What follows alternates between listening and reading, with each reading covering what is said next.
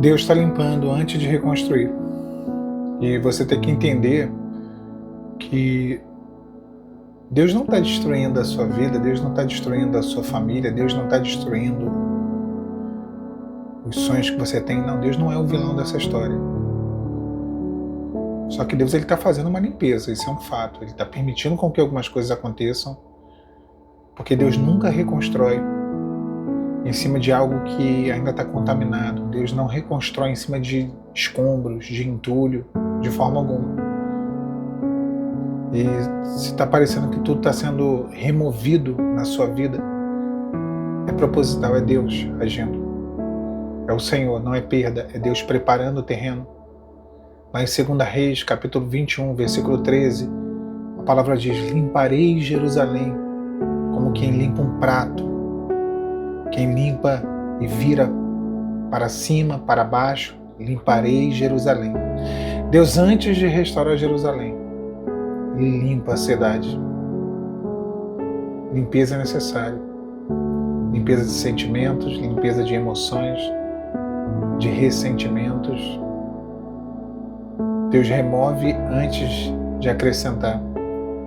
Lá em Jeremias capítulo 1, no versículo 10, a palavra fala em arrancar, em derribar, em destruir, em arruinar, mas também fala em edificar e em plantar. Essa é a ordem de Deus. E na ordem de Deus, limpar sempre vem antes de construir. Se Deus começasse a edificar sem remover, o problema seria apenas maquiado, não seria resolvido.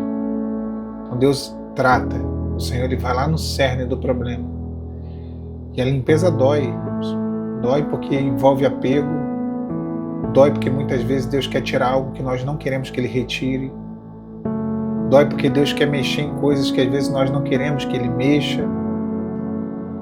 E a palavra vai dizer em Hebreus capítulo 12, no versículo 11, que nenhuma disciplina parece ser motivo de alegria. Então dói, sim.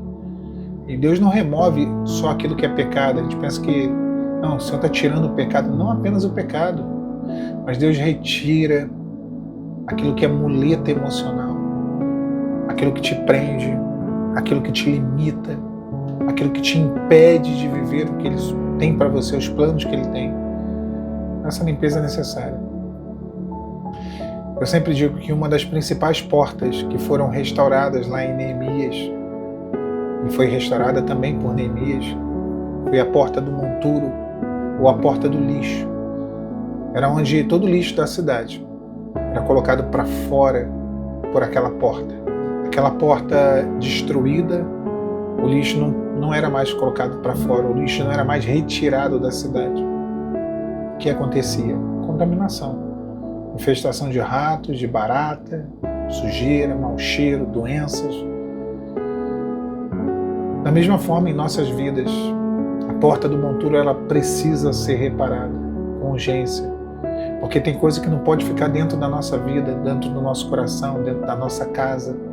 Não pode mais fazer parte. Algumas coisas que até um dia foram úteis, sustentaram, mas hoje te atrasam, hoje te atrapalham. Algumas amizades, alguns lugares, alguns costumes. Quando Deus limpa, é natural a gente pensar, olha, está tudo piorando, parece que tudo está pior, né? Vem isso logo à mente. Lá em Ageu capítulo 2, versículo 3, o Senhor diz: quem de vós que tenha ficado e ainda vê essa casa na sua primeira glória? Quando a casa, o templo foi restaurado, claro que a palavra foi muito forte, é uma palavra que todo mundo gosta de usar, né? A glória da segunda casa será maior do que a da primeira. Mas quando a segunda casa, né, a casa foi reedificada, o templo, a palavra vai dizer que houve um misto de choro, de vozes de alegria e de vozes de tristeza. Um misto. Os antigos, os anciãos choravam por tristeza, porque eles viram como foi o templo antigo, como era o templo de Salomão, como que eram as memórias, e eles choraram pelas histórias, por aquilo que eles souberam, da grandiosidade. E comparando com aquilo que eles estavam vendo bem menor, né, em formosura, em tamanho. Então eles choraram de tristeza, e já os jovens choraram de alegria. Eles olhavam e eles falavam: olha, nós nunca vimos o templo, mas aqui nós estamos vendo.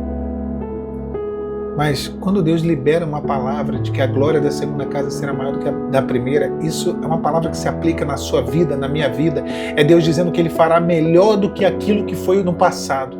Que o melhor vinho ficou sim para o final da festa. O início às vezes é terrível. O meio da obra às vezes parece ser pior do que o começo. Mas esse caos, essa confusão, no sentido de bagunça e obra é isso, limpeza é isso, tira do lugar para poder depois colocar. É poeira, é inquietação, é transtorno, é barulho, é incômodo, mas é processo.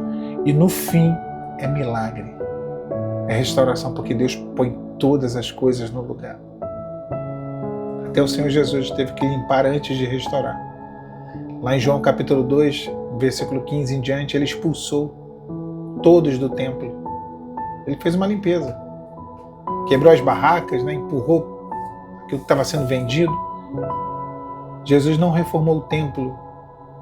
Ali naquele momento, a reforma espiritual que Ele pregou, que Ele anunciou, que Ele pôs em prática, com aquelas pessoas erradas ali vendendo coisas, né? Ele botou todo mundo para fora. Se Deus não limpasse, se Deus não limpar aí dentro do seu coração, da sua mente, não vai ter espaço para o novo. Tem que liberar espaço para o novo. Tem que liberar espaço para aquilo que Deus está trazendo. O que Deus remove não define o que Ele vai construir. Lá em Isaías capítulo 43, no versículo 18, o Senhor diz: não vos lembreis das coisas passadas. Deus não te limpa para deixar vazio. Deus não retira para deixar sem nada, mas é para tornar habitável novamente. Habitável novamente, tirar o velho para trazer o novo. Talvez hoje pessoas estejam saindo, planos estejam ruindo, algumas emoções suas estejam sendo confrontadas, mas escuta uma coisa, guarda no teu coração. Deus só limpa o que Ele pretende restaurar, o lugar onde Ele pretende habitar. Se Deus está limpando, minha irmã, meu irmão, se Deus está limpando, não resista, porque aquilo que Ele vai reconstruir precisa de base, precisa de fundamento, precisa estar limpo, precisa de estrutura curada, precisa de espaço. O barulho da limpeza não é o som final, não. É o anúncio da reconstrução de Deus na sua vida. É o anúncio da mudança que está vindo da parte do Senhor. Tome posse dessa palavra nessa noite de terça-feira. A paz de Cristo.